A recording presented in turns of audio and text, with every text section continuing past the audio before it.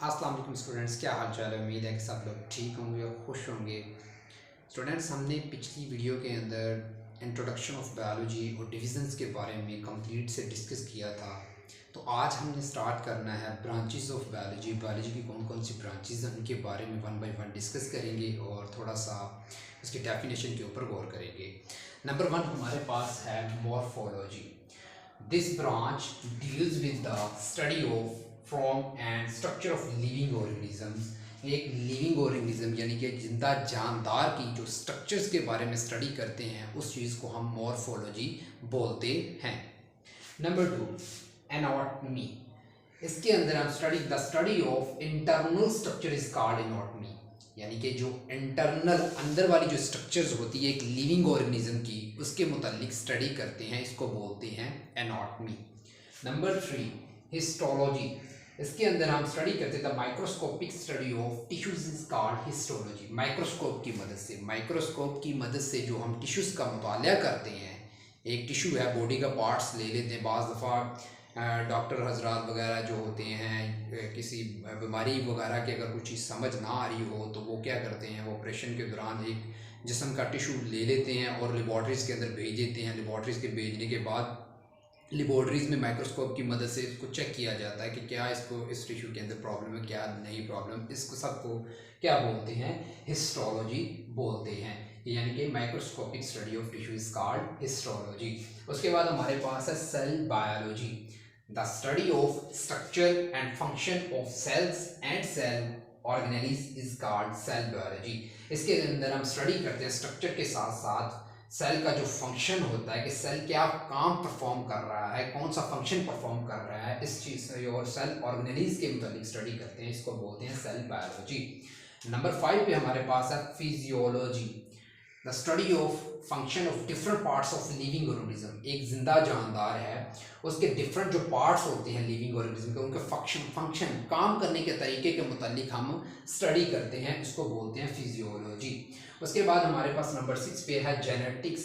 इसके अंदर हम क्या करते हैं, the study of genes and their roles in inheritance is called genetics, यानी कि हम जीन्स और इनके रोल यानी इनहेरिटेंस, कौन सी आदतें हैं विरासत से जो हमें एक विरासत से दूसरी विरासत के अंदर जो जीन्स मुंतकिल होते हैं, इस सारे अमल को हम बोलते हैं जेनेटिक्स।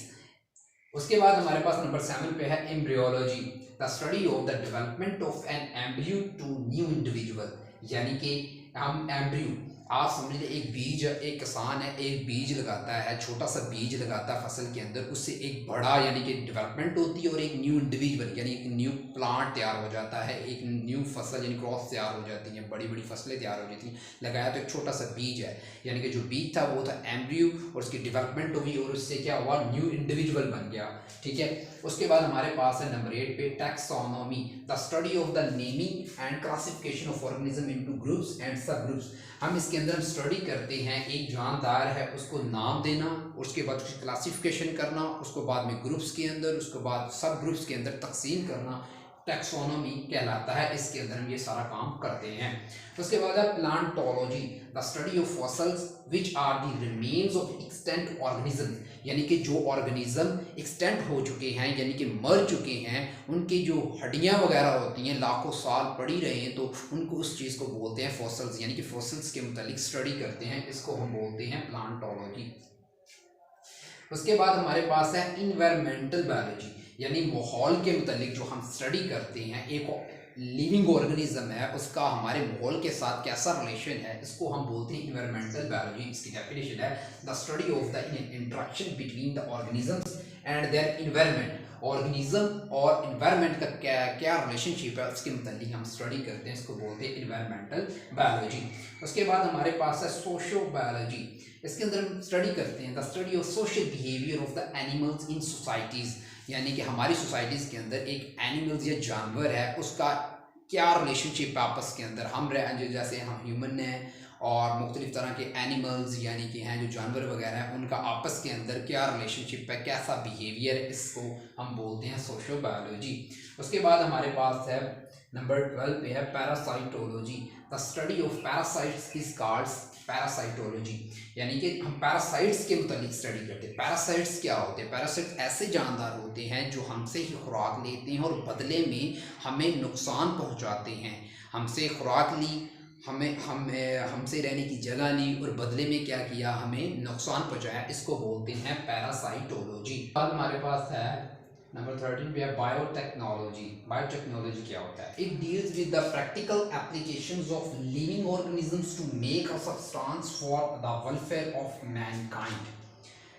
बायोटेक्नोलॉजी से यानी कि इसके अंदर हम स्टडी करते हैं जिससे इंसानियत को फ़ायदा पहुंचता हो, जिससे इंसानियत को फ़ायदा पहुंचता हो, जो इंसानियत के फ़ायदे के लिए काम करे, उसको बोलते हैं बायोटेक्नोलॉजी। जैसे पहले ज़माने के अंदर हम फसल जो भी लगाते थे उसका इतना ज़्यादा हमें यानी कि इतना ज़्यादा जो रिस्पॉन्स अच्छा नहीं मिलता था।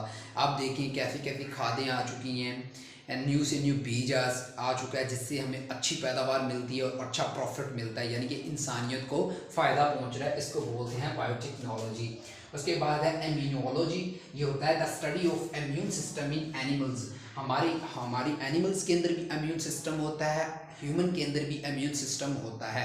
इम्यून सिस्टम अल्लाह ताला की तरफ से दिया हुआ एक सिस्टम है जो बीमारियों के खिलाफ लड़ता है, बीमारियों को पकड़ता है। जो जरासीम बॉडी के अंदर दाखिल हुआ उसको पकड़ा और किल करता है, इसको बोलते हैं इम्यून सिस्टम।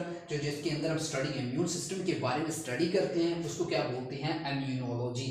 उसके बाद है entomology, the study of insect. हशरात के मुतालिक जो स्टडी करते हैं, छोटे छोटे कीड़े मकोड़े जो होते हैं उनके मुतालिक जो स्टडी करते हैं इसको बोलते हैं एंटोमोलॉजी।